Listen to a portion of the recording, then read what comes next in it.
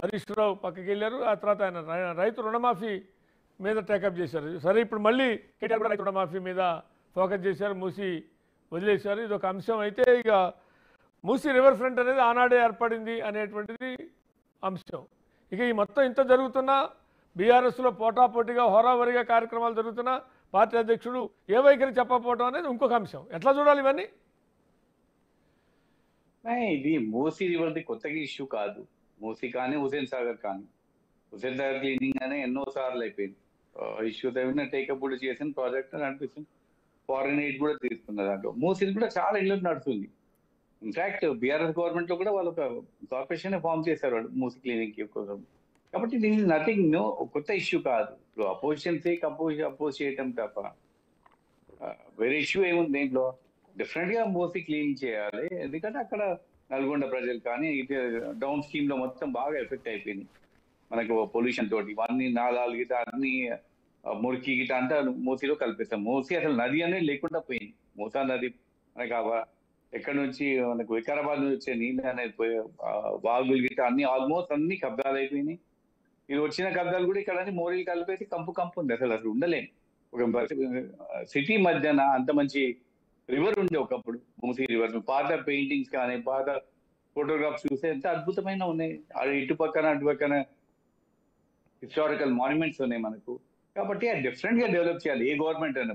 Political stand తీసుకొని ప్రతి problem ఏంటంటే భారతదేశంలో మనకు అపోజిషన్ లో ఉన్నప్పుడు ఏదో డిఫరెంట్ అన్ని ప్రతి ఒక్కటి అపోజ్ చేయాలని చూస్తూ ఉంటారు. ఇప్పుడు బీఆర్ఎస్ గవర్నమెంట్ ఇప్పుడు కొత్తగా బీఆర్ఎస్ పార్టీ కొత్తగా ఒకటి స్టేట్మెంట్ ఇచ్చారు ఇవాళ శ్రవణ్ దాసోజీ గారు. ఏంటంటే గవర్నమెంట్ ఆల్రెడీ బికాస్ ఫామ్ గా ఉంది రేవంత్ రెడ్డి గారు గవర్నమెంట్ మేము 80% టేకప్ చేసాం అన్నప్పుడు డెఫినెట్ గా వీళ్ళు కూడా కొన్ని టాక్టిక్స్ చేంజ్ చేశారు బీఆర్ఎస్ వాళ్ళు. ఇప్పుడు ఏమంటారు వాళ్ళు, అసలు ముందే మీరు ఆ జియో 477 విడ్రా చేసుకోవాలి, ముందే స్టేక్ హోల్డర్స్ మీరు ముందే ఎంగేజ్ చేయాలి ఉండేది, ఒక డిపిఆర్ ప్రిపేర్ చేయాలి ఉండేది. ఈ సోర్స్ ఆఫ్ ఫండింగ్ ఎట్లా మీకు 1,50,000 కోట్లు ఎక్కడి నుంచి తెస్తారు మీకు ఇవన్నీ ముందు చెప్పి ప్రాజెక్ట్ తీసుకోవాలి ఉండేది. ఇప్పుడు ఆల్ పార్టీ మీటింగ్ అనే అపోజిషన్ లీడర్స్ మీటింగ్ పిలిపిస్తే మనం వెళ్తారా లేదా కాదు, డెఫినెట్గా వెళ్ళాలి. దే హ్యావ్ నిజంగా కన్సర్న్ ఉన్నారో వాళ్ళకు ఇవాక్యూస్ కానీ అక్కడ ఉన్న సెటిలర్స్ కానీ అక్కడ ఉన్న రిహాబిలిటేషన్ కోసం సిన్సియర్ గా ఉన్నారంటే డెఫినెట్ గా అపోజిషన్ పార్టీస్ వెళ్ళి అటెండ్ చేసేసి వాళ్ళ సూచనలు ఇవ్వాలి గవర్నమెంట్ కి.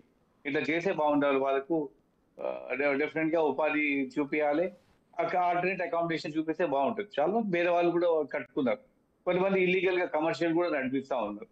కాబట్టి నిజంగా ఉన్న వేరే వాళ్ళు ఐడెంటిఫై చేసుకుని వాళ్ళకు 2 BHK కానీ లేకుంటే ఇతర ఎక్కడైనా ప్లాట్స్ కానీ వాళ్ళకి ఇల్లు కానీ చూపించాలి.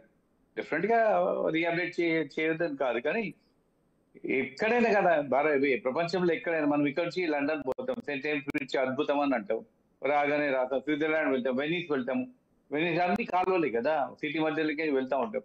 అక్కడ ఫోటోలు పంపించి అద్భుతమైన మనం ఎందుకు చేసుకోలేము? మన దగ్గర కూడా అద్భుతమైన వాటర్ వేస్ ఉన్నాయి, మనకు రివర్స్ ఉన్నాయి, లేక్స్ ఉన్నాయి. దాన్ని కప్పు చేసుకొని కబ్జాలు చేసుకొని దాన్ని మురికిగా చేసుకొని మళ్ళీ మన దగ్గర బాగాలేదు అంటే అక్కడ బయట దేశంలో బాగుంది అంటే ఇది మాత్రం తప్పు. అండ్ సెకండ్ థింగ్, ఎప్పుడైతే రేవంత్ రెడ్డి గారు చాలా ఫర్మ్ గా ముఖ్యమంత్రి గారు ఫర్మ్ గా డిసిషన్ తీసుకొని ఫర్మ్ గా ఉన్నారు, 80% మేము మూసీ క్లీనింగ్ చేస్తామన్నారు. కొంచెం అపోజిషన్ కూడా టాక్టిక్స్ మారుతా ఉన్నారు.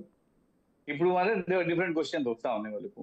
అంటే మీరు ఫండింగ్ ఎక్కడి నుంచి తెస్తారు, మీకు డిపిఆర్ ఎందుకు తయారు చేయలేదు, డిపిఆర్ బయట పెట్టండి. ఇప్పుడు ఆల్ పార్టీ మీటింగ్ రేపు పొద్దున అపోజిషన్ పార్టీ మీటింగ్స్ ఉన్నప్పుడు government I think they will put out the proposal.